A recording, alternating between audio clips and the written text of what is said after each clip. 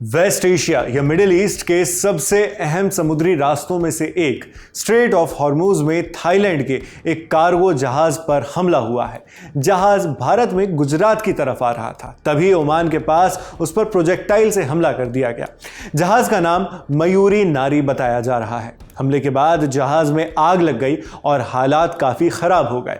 Ship tracking data के मुताबिक यह जहाज थाई झंडे वाला बल्क कैरियर था जो यूएई यानी संयुक्त अरब अमीरात से रवाना हुआ था। जैसे ही यह जहाज हॉर्मुज स्ट्रेट से गुजर रहा था तभी उसके पिछले हिस्से को निशाना बनाया गया। हमले की वजह से जहाज के इंजन रूम में आग लग गई। जहाज पर कुल 23 क्रू सदस्य मौजूद थे।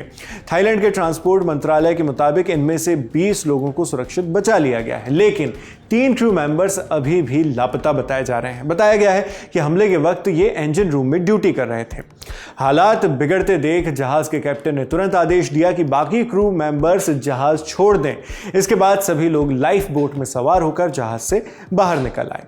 इस पूरे मामले पर थाईलैंड की नौसेना भी नजर बनाए हुए है। रॉयल थाई नेवी ने कहा है कि वो अंतर्राष्ट्रीय एजेंसियों के साथ मिलकर रेस्क्यू ऑपरेशन चला रही है और लापता लोगों की तलाश की जा रही है।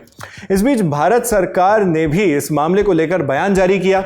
11 मार्च की रात को भारत के विदेश मंत्रालय ने अपने बयान में कहा कि थाई जहाज मयूरी नारी जो भारत के कांडला की ओर आ रहा था, उससे जुड़ी रिपोर्ट्स हमने देखी। जब वो जहाज 11 मार्च को स्ट्रेट्स ऑफ हॉर्मुज से गुजर रहा था तब उस पर हमले किए जाने की जानकारी मिली है। भारत इस बात पर अफसोस जताता है कि वेस्ट एशिया में चल रहे संघर्ष के दौरान कमर्शियल शिपिंग को सैन्य हमलों का निशाना बनाया जा रहा है। भारतीयों समेत कई अनमोल जिंदगियां इस टकराव के शुरुआती दौर में हुए कई हमलों में पहले ही हम खो चुके हैं। हमलों की तीव्रता और घातकता लगातार बढ़ती ही दिख रही है। आगे सरकार ने कहा कि भारत नहीं चाहता कि इस तरह के हमले किए जाएं। लेकिन कहानी सिर्फ यहीं खत्म नहीं होती। 11 मार्च को इसी इलाके में 2 और जहाजों पर हमले की खबर आई है। भारत के विदेश मंत्रालय के प्रवक्ता रणधीर जायसवाल ने बताया कि इन हमलों में 2 भारतीय नागरिकों की मौत हो गई है, जबकि एक भारतीय अभी भी लापता बताया जा रहा है।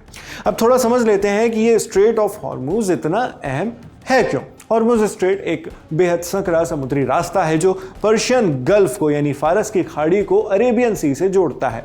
दुनिया के लिए यह रास्ता बहुत जरूरी है क्योंकि यहां से दुनिया का करीब 20% तेल और नेचुरल गैस अलग अलग देशों तक पहुंचती है।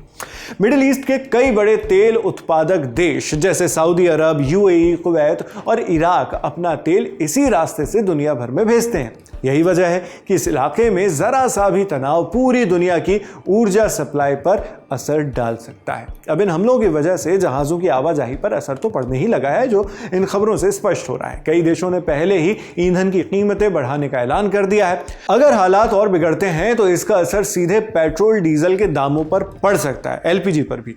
इसी बीच ईरान की तरफ से भी सख्त बयान आया है। तेहरान के खातम अल अंबिया सैन्य कमांड हेडक्वार्टर के प्रवक्ता इब्राहिम जुल्फिकारी ने चेतावनी दी है कि अगर इलाके में जंग बढ़ती है तो कच्चे तेल की कीमत $200 प्रति बैरल तक जा सकती है। जुल्फिकारी ने कहा कि ईरान अब सिर्फ जवाबी हमलों तक सीमित नहीं रहेगा। अगर जरूरत पड़ी तो विरोधियों के खिलाफ लगातार सैन्य कार्रवाई की जाएगी। उन्होंने यह भी कहा कि ईरान यूनाइटेड स्टेट्स, इजराइल और उनके सहयोगी देशों तक तेल पहुंचने नहीं देगा जिन्होंने ईरान पर हमला किया था। उनके मुताबिक ऐसे देशों की तरफ जाने वाले जहाज और तेल टैंकर्स को वैध निशाना माना जाएगा। कुल मिलाकर मामला सिर्फ एक जहाज पर हमले का नहीं है, यह दुनिया के सबसे अहम समुद्री रास्तों में से एक पर बढ़ते तनाव का संकेत है। अगर हालात ऐसे ही रहे तो इसका असर सिर्फ मिडिल ईस्ट या वेस्ट एशिया तक सीमित नहीं रहेगा, बल्कि पूरी दुनिया की तेल सप्लाई और कीमतों पर असर इसका जरूर पड़ेगा। फिलहाल सबकी नजर इसी इलाके पर टिकी हुई है। इस खबर में इतना ही।